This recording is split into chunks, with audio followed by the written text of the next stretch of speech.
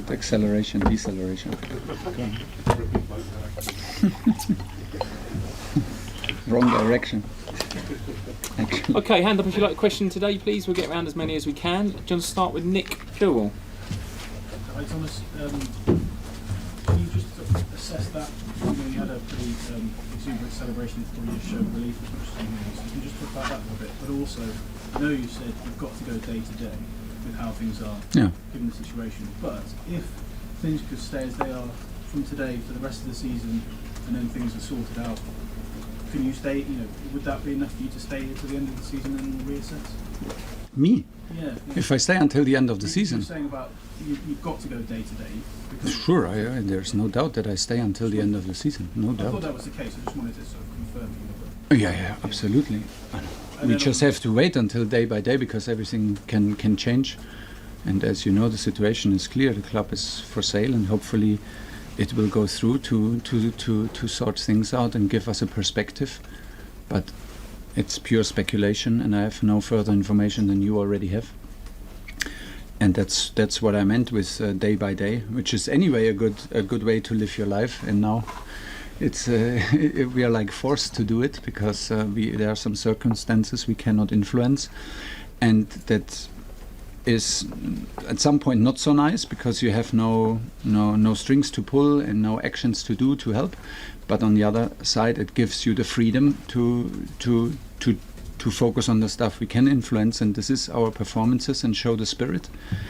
Because of course we are, the focus is on the first team, the focus is on our players, on me and on the first team of Chelsea, but Chelsea is much more than only the first team in Premier League. It's a massive club with huge tradition, and there are hundreds of people who maybe, I'm pretty sure, very more than our players and the staff, me included, and for them it's important that we show the spirit and we give them a bit of distraction and kind of hope and show what we are about. We are about football because we love the game. Okay, at the back there in the middle, your hand up. Thomas, what's practically changed from a preparation point of view, etc., in this week, or is it exactly the same? I think practically changed more for the guys who, like, for example, organized the journey to Lille, because they have to figure out how we can arrive there. And in the end, I get the information. So for me personally, when I come to the building, actually nothing has changed so far. We do our meetings, we prepare training, we talk to fitness department, to the doctors, talk to the players, and do the best training as possible. And we demand it from everybody because this is what makes Chelsea special, and what makes Chelsea a top club is the commitment, the quality of support, and the commitment from everybody in our building. And in the end, that makes that is the foundation, or maybe it's the top of a strong club.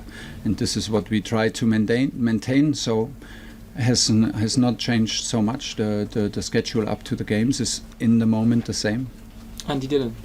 Thomas, I just wondered, you said there about the things that changed the travel to Lille. So have things changed? How you're getting No, my last information is that we have a plane, but and we can go by plane and can go back by plane.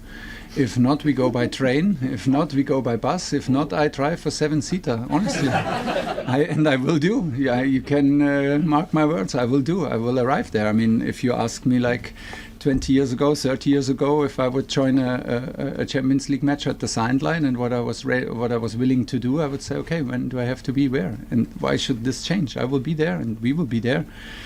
And of course, there are, like, in organization-wise, some negotiations going on and talks, but it does not influence me because we have.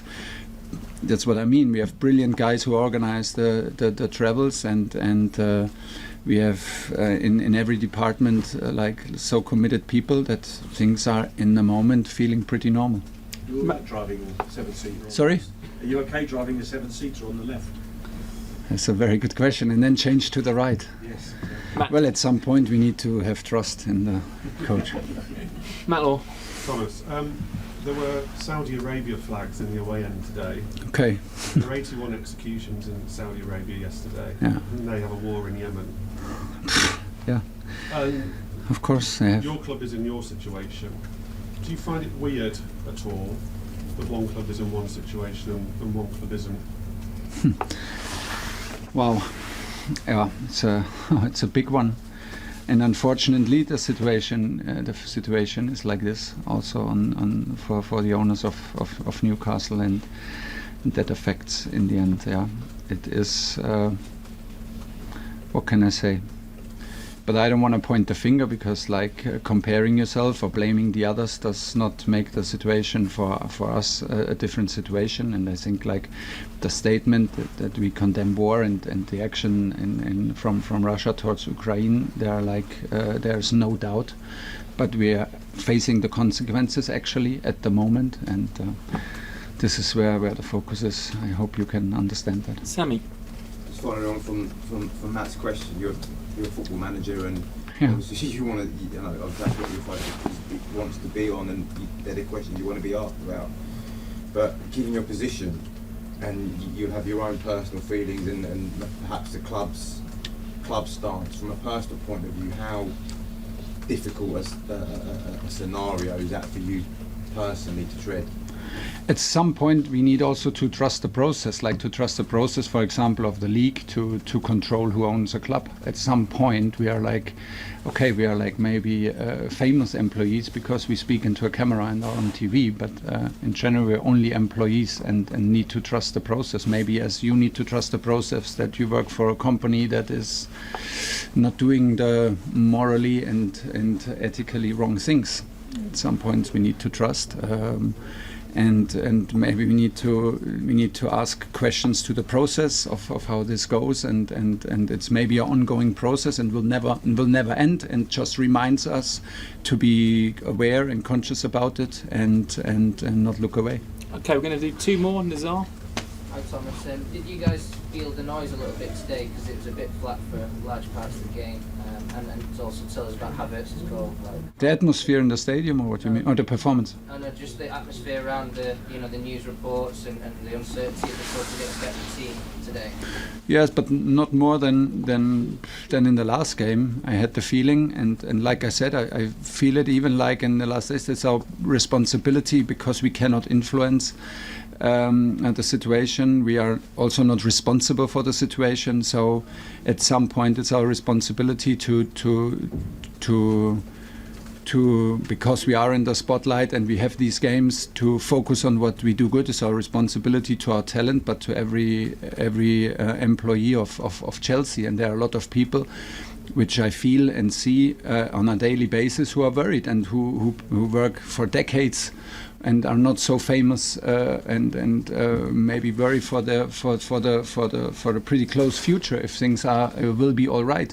And for them it's important to have the attitude right, and also to focus on that, and see the responsibility, what this means to these people. And if it's just for 90 minutes, when we played football during Corona, we could not cure the virus, but we were there to give people some hope, that they feel joy, excitement, maybe anger, and it is also entertainment. And this is what we try to do now. The matter is very, very serious, of course. The Kai Havertz goal was exceptional. Of course, we were a bit lucky today, and we had a hard time on the pitch because Newcastle was physical, well deserved, very physical. Was difficult to create chances to accelerate the game in the last 30 meters. But it was so important not to concede, to have the chance to have maybe with one quality run, one quality pass, and a quality finish to win it. And full credit because we did, and we never got frustrated about it, and we defended very, very well. And you could see for me in the last 4 minutes what a goal does to a team. We were so good in the last 4 minutes. Suddenly it was easier to find the gaps, to keep the ball, to open up spaces, switch off play. Everything was so easier, so much more fluid.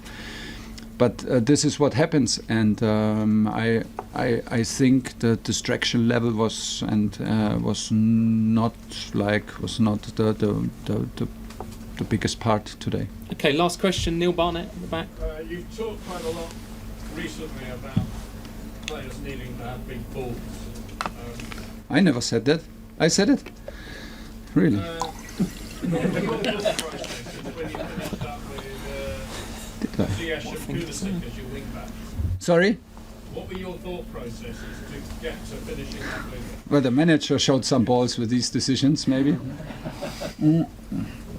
Well, we had, as you are aware, we started today in a 4-1-4-1 because like Aspi was out, Reece James is out, Callum played there, Christian Pulisic came from some days of feeling sick. So we struggled to find a real right wing back. Marcos struggled during his Corona time, so we were not sure if he can make it. We started in a 4-1-4-1, and the second half it was a 5. It was a back 5, and of course then Malang is good in defending, but we took the risk in the end on the left side, even on the left side, to be more offensive and defend against the 3 strikers, more or less in a 3 against 3. And Jorginho was the spare man in front of the back 3 to control the counter-attacks and the long balls. Hakim did it against Tottenham. When we saw that they play a back 5, it was a bit the same situation than against Tottenham. In one of the 4 games that we played recently, or 3 games we played recently. It's not their best position. It's a bit easier for players like Christian when they then come on into a match, or when they switch the position during a match. Then you're already like in the rhythm of and in the heat of the match. That helps a little bit. But we took the risk to increase a bit the offensive threat, to have some runs, and I think in the end we had a double run with Kai and with Christian Pulisic to arrive in the box. So I'm happy. It was a bit of a risk because Malang was important in defending set pieces. It was a bit of a gamble, but the game was a draw. And so what I thought, like, okay, we're taking the risk for a point now, but we can have a huge. If we lose it, we lose 1 point, because in a moment we have only a draw, but we could win 2 more points. So we took it, and I'm happy because the impact general from the bench was huge. Kova was very strong, Christian was very strong, and Romelu gave a presence. Great, thank you very much, everybody. Thank you. Cheers. Thanks.